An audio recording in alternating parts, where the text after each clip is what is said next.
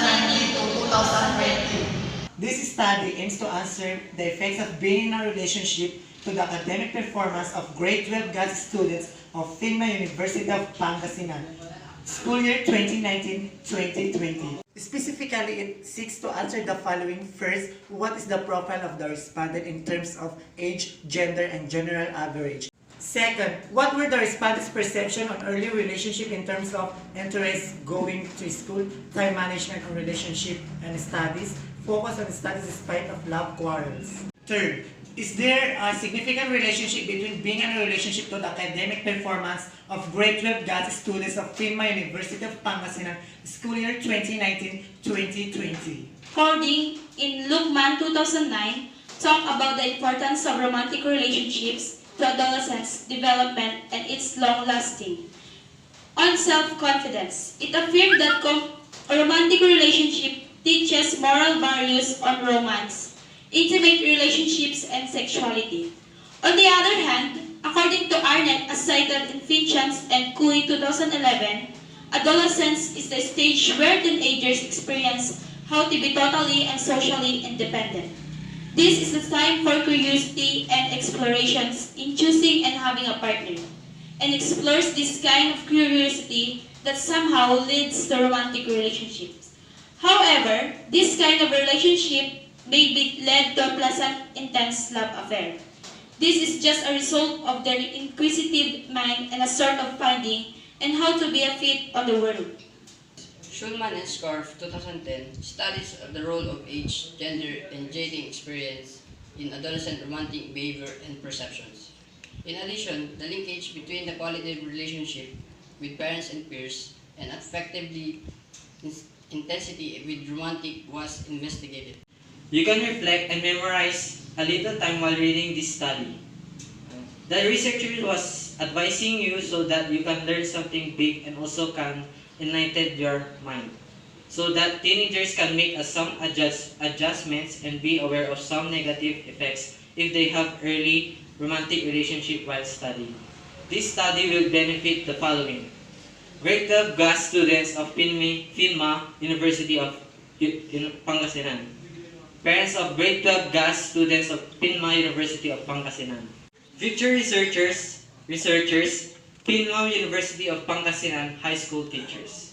This study about the early romantic relationship of teenager affects the performance of grade 12 GAS student will be considered inside the campus of Phinma University of Pangasinan and released in Dagupan City, Pangasinan on June 2019 until October 2019.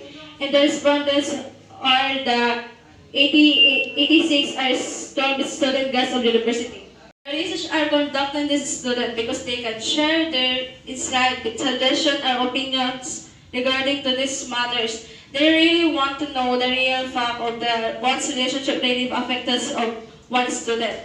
The research are conducting this because it's today general problems, assisting and helping and assisting their service and their current life situation. The study conducted at the Phinma University of Pangasinan main campus at Arellano Street, Dagupan City, Pangasinan, among grade 12 respondents coming from GAS 1 and GAS 2.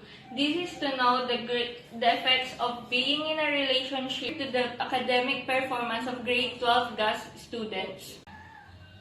Data gathering instrument. Questionnaires is the instrument that researchers are using on gathering data to come up on the effects of being in a relationship to the academic performance of grade 12 GAS students of Phinma University of Pangasinan. A questionnaire is presented to where the respondents answer the question that is related and needed in the study. The researchers is letting the respondents answer and fill up the questionnaire. After collecting all the data, the researcher with the help of statistical treatment and tally of the survey questionnaires, the result was hopefully be the basis of the effects of being in a relationship to the academic performance of grade 12 GAS of Phinma University of Pangasinan. The independent variable is being in a relationship, and the dependent variable is the academic performance of grade 12 GAS students of Phinma University of Pangasinan. Hypothesis: there's a significant relationship between being in a relationship and to the academic performance of grade 12 GAS students on Phinma University of Pangasinan. Research design. The research design used descriptive survey designed to the use questionnaire which distributed to the respondents in order to begin to attain the main object of the study, which examine affects being a relationship with academic performance of grade 12 GAS students of Phinma University of Pangasinan. The survey research itself to describe, analyze, and interpret the status of the respondent. The descriptive research design we use to answer the questionnaire and describe the effects being a relationship with academic performance of a student. For the aims of the researchers, would like to recommend some suggestions and helpful opinions regarding the information gathered in this research paper. First, most of the students are 17 years old and are females, that very young age. Parents or guardians should continue advising their sons and daughters and let them know the advantages and also the advantages of being in a relationship. You should have a family hour at least once a week so that your child won't seek attention to others. Second, parents should motivate their son and daughter and give them some motivational messages or promise them that if they get a high score, they will give them an award. And if that happens, students will study harder. Do not let students to have a romantic relationship to someone that influences them to do something wrong. It's better to have a partner legally with your parents. From this study of research, these are the findings. 1. Based on the table findings, 58.14% of our respondents are aged 17 and 1.16 are aged 19 below. In the gender, 59.31% are female, while 40.69% are male. In the general average, 40.69 had 86 to 90 general average when they were on grade 11, and no one got 70 average and below. Our study will contribute to our society because students will become aware about the effects of being in a relationship to the academic performance of students, and teenage pregnancy issue will lessen. Interest for increasing my own knowledge about our research study became my motivation.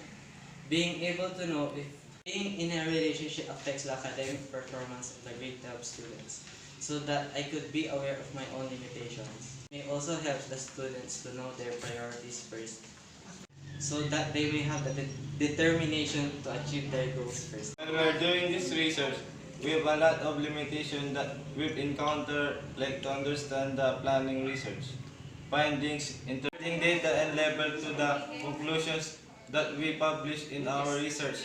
We also criticize for overusing interviews to the respondents.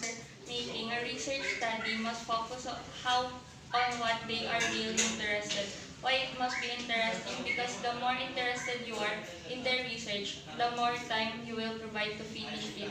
Why research question is important? Research question will support all the information that you did in your research. And also, this is the objective of the study or a problem that needs to be solved.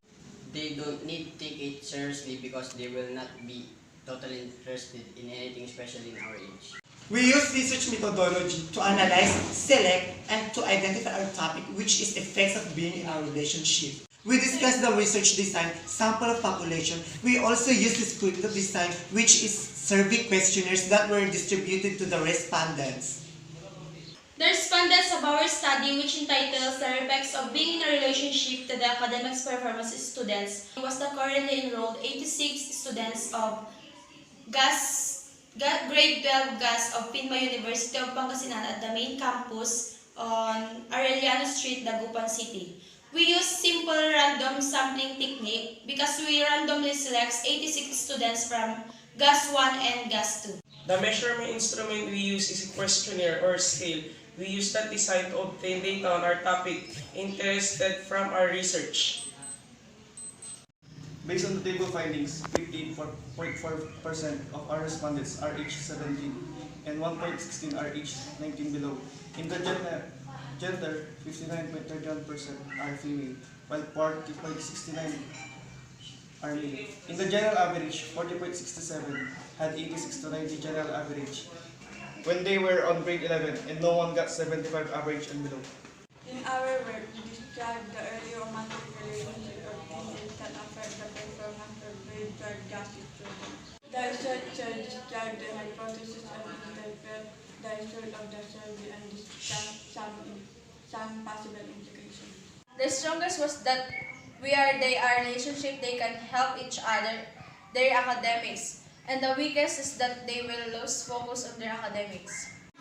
For the parents, we recommend you to continue guide your students so that your sons and daughters so that they will have a successful life in the future and their partners or because they are being in a relationship while studying, their partners will not be disturbed then or not having a conflict while they are studying. And for the teachers, you continue guide your students and let them know the advantages and disadvantages of being in a relationship while they are studying.